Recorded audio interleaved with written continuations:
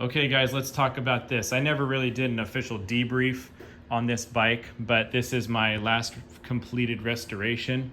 This is a 1984 XR 350R, and I am very happy with how this bike came out. It's absolutely killer, and there's just a couple things that I want to do to it to really make it 100%. And those things we'll go over first. Carburetor tune, I got it about 90%, I think, but I need to get this bike out and actually ride it on some trails or some gravel roads or something and really just see what it's got and see how it rides, see how it runs. I haven't really hardly broke it in since doing that full rebuild on this thing. So as you can see, I went very extensive with everything on this bike. New chain, that's a new sprocket, but it's never been on a bike before.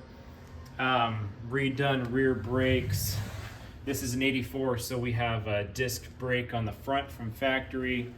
Rebuilt Showa shocks with the blue slinkies. I'll talk real quick here about the year differences between these bikes and ways you can quickly identify what you have. They made these bikes for 3 years, the XR 350R specifically. I don't know of a 350 versus a 350R. I think all the XR 350s were Rs, but I'm not sure. At least, but this is purely talking about the 4-strokes, all right? So, 1983 was the first year of the 350R 4-stroke. It was just like this, except it had a drum front disc, or front brake was drum, and the rear. On the 350Rs, the rear was never a disc. All 3 years you have a drum on the rear. So 83 was a drum on the front. 84 and 85 were disc front brakes. The only difference between the 84 and the 85, the second and third year runs, is they actually made the frame of these bikes a little bit longer to be more stable at higher speeds. One other difference that I am not knowledgeable on, so I'm not going to try and claim knowledge on this, is this is an 84, so it is dual carburetor. It has dual carbs. There's 2 in there. And they are set up to be progressive, so you just under light throttle, just one opens, and then as you really open it up, they both will open up like a primary and secondary circuit on a car carburetor. So I think there's also a change in the tank decal between 84 and 85. But some guys back in the day said that they liked the 84 the best, which is why I hunted down an 84, is because they said once they stretched out that frame to be a little longer, to be more stable at high speeds, this bike lost some of its low speed agility. So the shorter or original length wheelbase with the disc brake on the front was the best XR 350 they ever made. And that's what I have here, and I got a clean Oregon title and my name on this thing, and it is complete, it is ready to go, and it is a absolutely killer bike. I finished this in fall, and I went on a big trip. My Husqvarna sitting right next to it is my main dirt bike, and of course I rode that on my big trips.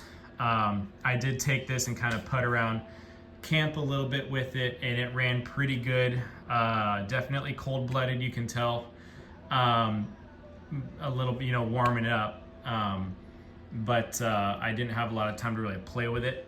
But the little bit I did, it felt really good. So now what I want to do, like I said earlier, I just want to get it out on some gravel roads or some basic trails and really just ride it for a few hours and see what it does once it's really warmed up.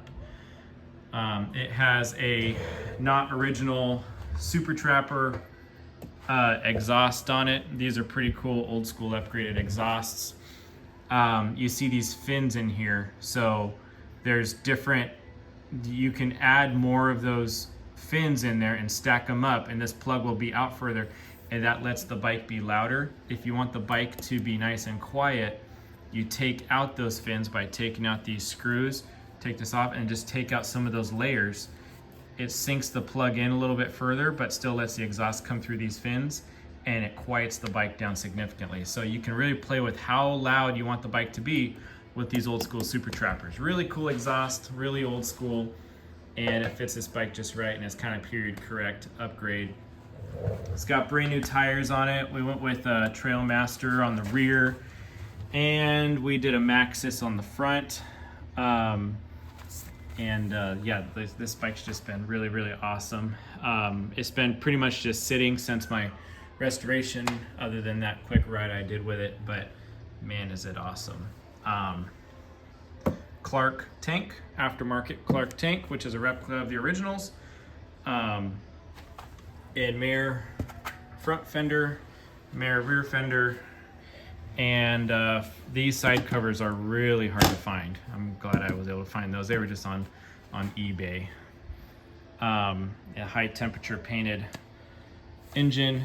I do need to shop for one more cable. There's a cable this spring's not supposed to be here, but this there's supposed to be a cable that runs from this down to here, and I haven't found that cable yet. I need to get that. That's for the decompression system inside the head. That's part of that RFVC system. So anyway, but yeah, the bike does run and ride. Really excited to get it out. I am shopping for original flag style bark guards that these bikes would have had. I just can't find a set, but I haven't really been looking super hard lately. I should give that a revisit. I was able to find a nice XR seat online, or a cover, and an old school tool bag, which I absolutely love how these look on here. So loaded it up too. It's got some goodies in it. So just some basic tools and stuff. Oil filter, got a little tool kit in here, and an extra ignition box because I wasn't sure if the one I had was good. And I did have a parts bike when I put this one together, and that was with it. So I do need to hook up the rear light and also the headlight still. I need to hook those up to some ignition power, or not ignition power, but you know, running power. That'll be really nice to have going. So anyway, that's about it on that bike. Really cool bike. Love these XR 350s. This has been a bucket list bike for me. I just think they're a timeless look, and I really, really like the 350 size. This is a 350. This is a 2016 FE 350. It's basically the one of the top of the line Enduro 4-strokes in 2016. And some people call me the 350 hoarder, and I'm okay with that. It's kind of funny. This is also a 350, just as a side note. 354 cylinder road bike. Really cool bike. So anyway, I really like that 350 size. I think it's kind of fun. And yeah, like I said, that's been a bucket list bike, and I'm so glad I have this guy. Really excited to put some time on it, some serious riding time on it in 2016, and it'll be really fun to ride. So anyway, there's the debrief on the XR 350.